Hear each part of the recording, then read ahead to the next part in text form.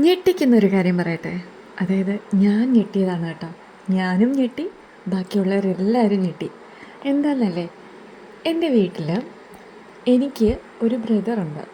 അപ്പോൾ ആ ബ്രദറ് പുതിയൊരു വാച്ച് കെട്ടിക്കൊണ്ട് വന്നു.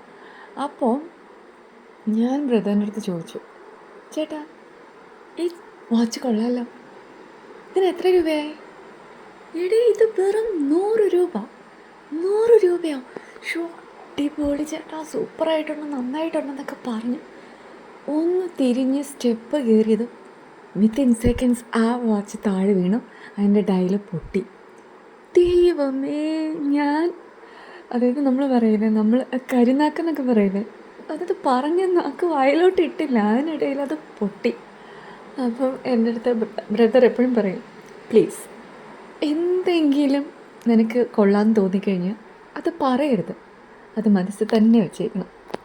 സോ നിങ്ങൾക്ക് ഇതുപോലെ എന്തെങ്കിലും ഇൻസിഡൻറ്റ് ഉണ്ടായിട്ടുണ്ടെങ്കിൽ ഒന്ന് കമൻറ്റ് ചെയ്യാം കേട്ടോ. എൻ്റെ ഈ വീഡിയോ ഇഷ്ടപ്പെട്ടാൽ ഒന്ന് ലൈക്ക് ചെയ്യുക, കമൻറ്റ് ചെയ്യുക, സബ്സ്ക്രൈബ് ചെയ്യുക കേട്ടോ.